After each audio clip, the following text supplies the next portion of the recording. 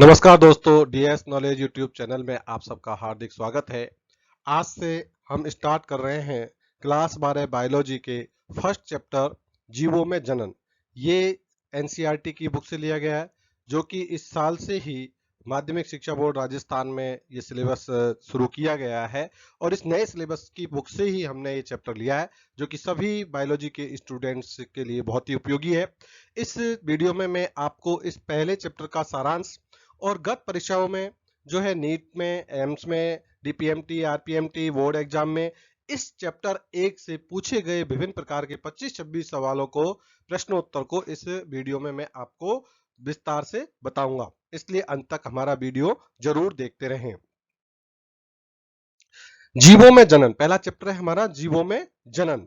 तो देखिए, प्रत्येक जीव विज्ञान में और सभी धर्मों में यह कहा गया है कि जिसका जन्म हुआ है उसकी मृत्यु निश्चित है, परंतु हर जीव अपनी संतति का वंश को बनाए रखने के लिए जनन की एक प्रक्रिया करते हैं। जनन क्रिया द्वारा प्रत्येक जीव पीढ़ी दर पीढ़ी जीवित रहता है और जिसका जीवन जन्म हुआ है उसका मृत्यु निश्चित है, परंतु वो अपनी जीवन को पीढ़ी दर पीढ़ी जीवित रखने के लिए जनन करता है। जीवों में अलैंगिक और लैंगिक जनन पाया जाता है। जिन जीवों के शरीर की संरचना साधारण होती है, जिनके जीवों के शरीर की संरचना क्या होती है, साधारण होती है, जैसे कवक है, शैवाल है, कुछ अकेशेरुकी प्राणी है, उनमें तो पाया जाता है अलैंगिक जनन, जिसे इंग्लिश में हम कहते हैं एसेक्सुअल रिप्रोडक्शन। दूसरा, अलैंगिक प्रजनन से बनी संतति एक समान होती है, इन्हें क्लोन भी कहते हैं। यानी अलैंगिक जनन से जो नई संतति बनती है वो अपने माता पिता के हूबहू जैसी होती है, इसलिए इन्हें क्लोन भी कह सकते हैं।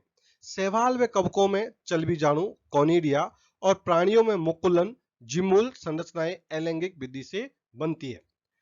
एक कोशिकीय व प्रोकैरियोटिक जीवों में कोशिका विभाजन या द्विखंडन युग्मन होता है।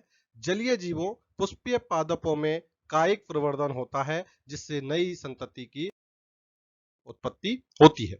पादपों में कायिक प्रवर्धन प्रकंद, कंद, सल्क, कंद, ऊपरी भूस्तारी, अंत्य भूस्तारिका व भूस्तारी द्वारा होता है। इन संरचनाओं को कायिक प्रवर्ध कहते हैं। जितनी भी इनका नाम लिया है, इन सबको हम कायिक प्रवर्ध कहते हैं। उच्च श्रेणी के जीव प्राय लैंगिक जनन विधि द्वारा जनन करते हैं, जिसे बोलते हैं सेक्सुअल रिप्रोडक्शन मेथड। यानी उच्च श्रेणी, जैसे जैसे जीव विकसित होते हैं उनके अंदर लैंगिक जनन विधि द्वारा जनन करते हैं। लैंगिक जनन की घटना को निषेचन पूर्व, निषेचन और निषेचन के पश्चात की श्रेणी में 3 श्रेणी बांटा है।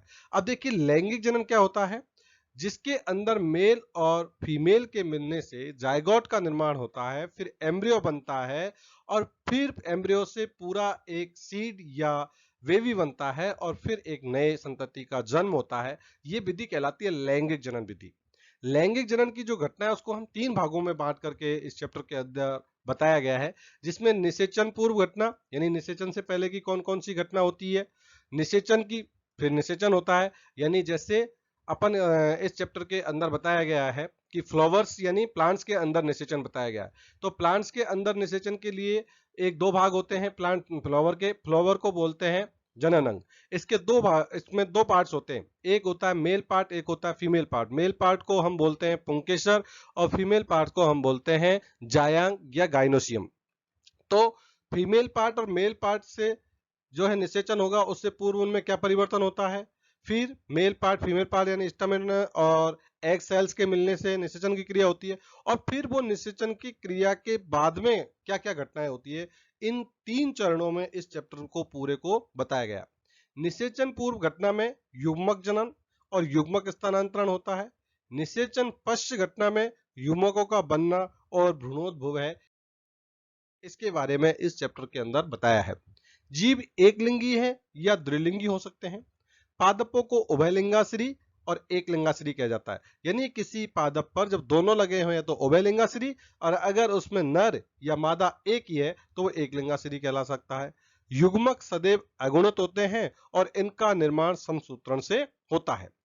लैंगिक जनन में नर युग्मक का स्थानांतरण आवश्यक होता है, यानी जो फ्लावर के 2 पार्ट्स होते हैं मेल और फीमेल, उसमें जो नर युग्मक होता है उसका स्थानांतरण आवश्यक होता है। एक लिंगी प्राणियों में मैथुन द्वारा होता है, पुष्पीय पादपों में परागण द्वारा होता है। जो फ्लावर्स प्लांट्स होते हैं उनके अंदर जो निषेचन की क्रिया के लिए नर युग्मक का जो स्थानांतरण होता है वो होता है परागण की क्रिया के द्वारा, जिससे एक स्थान से दूसरे स्थान तक युग्मक नरपाक जाता है, स्टैमेन या पुंकेसर जाते हैं या परागकण जाते हैं। नर व मादा युग्मकों का संलयन होकर युग्मनज बनता है। क्या बनता है? युग्मनज, जैसे जायगोट कहते हैं। और युग्मनज से जायगोट से भ्रूण का विकास होता है। प्राणी अंड प्रजक या सजीव प्रजक दोनों ही हो सकते हैं। सजीव प्रजक जीवों में भ्रूणीय संरक्षण व देखभाल अच्छी होती है। पुष्पी पादपों में निषेचन के बाद, यानी निषेचन के बाद में क्या होता है, अंडाशय है वो फल में और बीजांड परिपक्व होकर बीज में विकसित हो जाता है। लास्ट में क्या बन जाता है? बीज में विकसित हो जाता है। तो ये पूरा आपको उस चैप्टर की मैंने शॉर्ट में समरी बताई है। अब इस चैप्टर से संबंधित जो बोर्ड की में, नीट की में, एग्जाम में जो प्रश्न पूछे गए हैं वो मैं आपको बता रहा हूं। कुछ पादपों में मादा युग्मक बिना निषेचन के भ्रूण में परिवर्तित हो जाते हैं। इस घटना को क्या कहते हैं? यानी उनमें निषेचन की क्रिया नहीं होती और फिर भी वो भ्रूण में बन जाते हैं। इस घटना को हम कहते हैं अनिषेक जनन। क्या कहते हैं? अनिषेक जनन।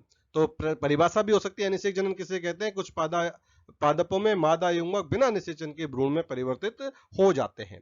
ऑफसेट किसके द्वारा उत्पादित होते हैं? तो ऑफसेट है वो सूत्री विभाजन के द्वारा उत्पादित होते हैं। नीट 2018 में पूछा गया प्रश्न है। निम्नलिखित में से किसमें उसके जीवन काल में केवल एक बार ही पुष्पन होता है? यहाँ पर जो उदाहरण दिए गए आम, कटहल, बांस स्पीसीज, पपीता, इनमें अपने जीवन काल में केवल एक बार ही पुष्पन होता है। नीट 2018 का प्रश्न है।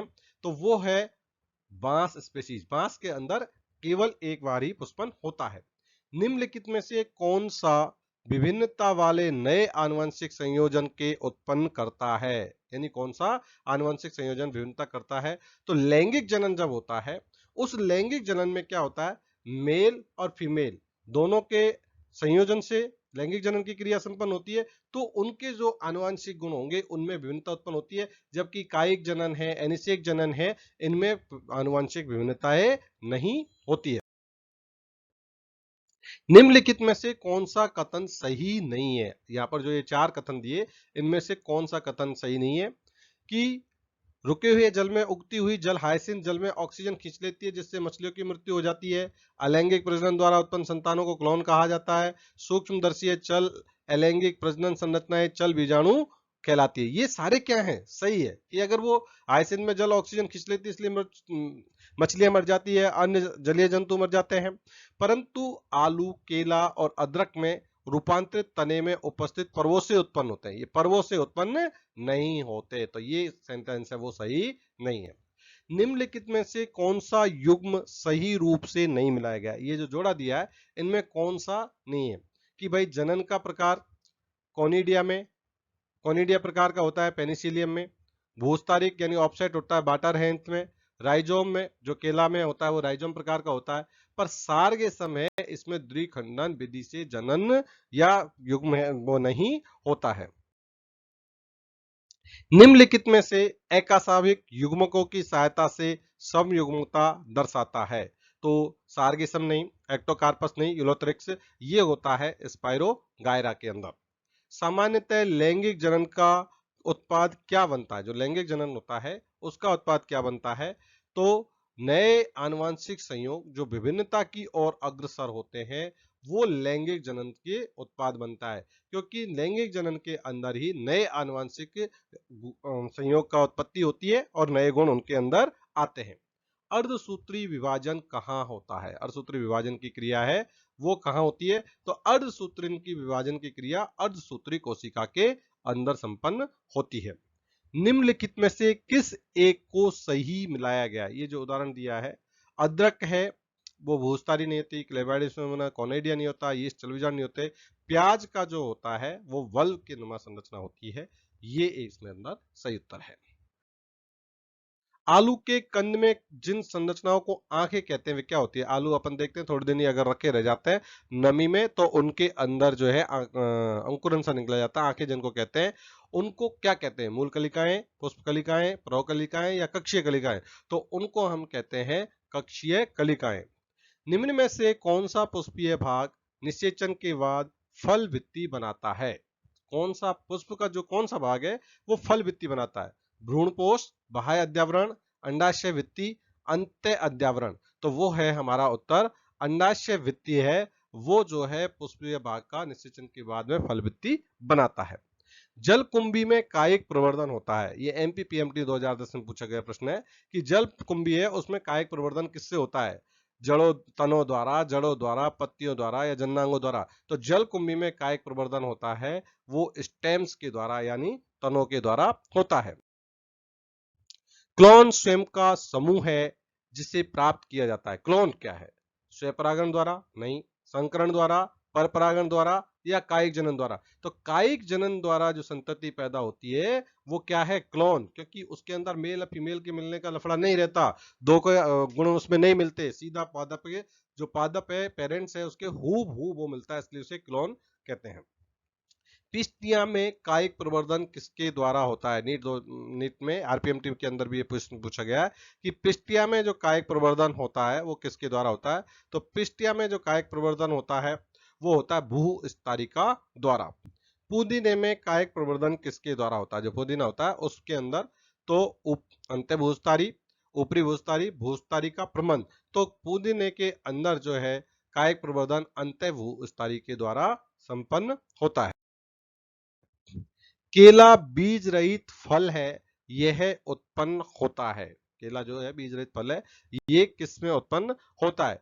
तो अलैंगिक जनन के द्वारा, अनिषेक जनन के द्वारा, त्रिगुणित के द्वारा, पर परागण के द्वारा। तो केला जो है बीज रहित फल है और ये उत्पन्न होता है अनिषेक जनन के द्वारा, जिसे हम बोलते हैं पार्थिनोमार्फिक के द्वारा जो है केला उत्पन्न होता है। बिना निषेचन के प्राप्त फल को कहते हैं, या अंडाशय बिना निषेचन के फल है उसको हम क्या कहते हैं? ये प्रश्न पहले भी पूछा गया, बहुत इंपॉर्टेंट है। एनिसेक फल, एनिसेक जनन, बहुव्रीणिता या पॉलीगजी। तो एनिसेक फल कहते हैं, यानी बिना निषेचन के कोई फल। ए देखो इससे नाम से पता लगता है, ए यानी नहीं, निषेचन के बिना फल बना तैयार हुआ उसे एनिसेक फल कहते हैं। निषेचन के बाद अंडाशय परिवर्तित हो जाता है, यानी निषेचन के बाद है वो अंडाशय है वो किसमें बदल जाता है? भ्रूण में, एंडोकार्प में, फल में, बीज में। तो निषेचन के बाद अंडाशय है वो परिवर्तित हो जाता है फल के अंदर। निम्न युग्म के दोनों पौधे पत्ती द्वारा कायिक जनन करते हैं, यानी कौन सा जोड़ा इसमें से सही है? जिनके दोनों हैं वो पत्ती द्वारा कायिक जनन करते हैं। ब्रायोफिल्लम कालेंचाई, क्राइसेंथियम एंगेब और कालेंचाई, और एस्पेरेगस एंड बायोफिल्म। तो देखिए ब्रायोफिल्लम और कालेंचाई, इन दोनों के अंदर क्या होता है, इनकी जो लीफ होती है उस लीफ के ऊपर ही एक अलग से संरचना उगती है और ये संरचना ही दोबारा से पूरे एक नए प्लांट का जन्म देती है। इसको हम बोलते हैं पत्ती के द्वारा कायिक जनक। तो ये होता है ब्रायोफिल्लम और कालेंचाई के अंदर। क्लोन स्वयं का समूह जिसे प्राप्त किया जाता है उसे, तो वो किसके द्वारा है? स्वपरागण द्वारा, संकरण द्वारा, कायिक प्रवर्धन द्वारा, पर परागण द्वारा। तो वो होता है कायिक प्रवर्धन द्वारा। देखिए हमने पहले पढ़ा कि कायिक प्रवर्धन के द्वारा जो नई संतति बनती है वो क्लोन जैसी होती है, हूबहू अपने माता पिता जैसी होती है, इसलिए वो होता है कायिक प्रवर्धन के द्वारा। प्राकृतिक रूप से प्राप्त होने वाले एनिसेक फल यानी पार्थिनोकार्पिक फल है। जैसे अपन ने पहले पढ़ा था कि केले के अंदर जन्म कौन सा होता है, तो इसका होगा प्राकृतिक रूप से एनिसेक फल है वो है केला। परागण की सही परिभाषा क्या है? एएफएमसी के अंदर 94 में पूछा गया प्रश्न है। तो एंथर से स्टिग्मा तक परागणों का स्थानांतरण परागण कहलाता है। परागण का अंकुरण, बीजांडों के परिधि, कीटों का पुष्प पर आना नहीं। परागण की परिभाषा सही क्या है? एंथर से स्टिग्मा तक परागणों का पहुंचना, यानी जहां से आपके परागकोश से परागकण उड़ करके ये स्टिग्मा तक पहुंचते हैं, इस पूरी क्रिया को हम परागण कहते हैं।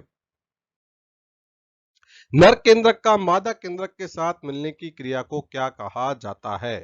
तो नर केंद्रक से युग्मक संलयन, संयोजन, द्विनिषेचन या कंजक्शन संयुग्मन। तो नर केंद्रक का मादा केंद्रक के साथ मिलने की घटना को हम युग्मक संलयन या सेनेगेमी, नाम से पता लगता है युग्मक यानी दो है उनका मिलन हुआ है इसलिए युग्मक संलयन कहते हैं। पुनरुद्भवन के दौरान एक अंग का दूसरे अंग में रूपांतरण क्या कहलाता है? पुनरुद्भवन यानी रीजनरेशन की प्रोसेसिंग होती है उसके अंदर, तो सार्फोजेनेसिस, एपिमोमॉर्फोसिस, मार्फेलेमसिस, एक्रिसियनिरी, तो उसे हम कहते हैं एपिमार्फोसिस। निम्न में से किस एक पौधे का उपयोग पर्ण अपस्थानिक कलिका के रूप में कायिक प्रवर्धन के लिए किया जाता है? तो केला, अदरक, ब्रायोफिल्लम या कोलाकेसिया, तो वो है हमारे पास ब्रायोफिल्लम के रूप में पर्ण अपस्थानिक कलिका के कायिक प्रवर्धन के रूप में उपयोग किया जाता है।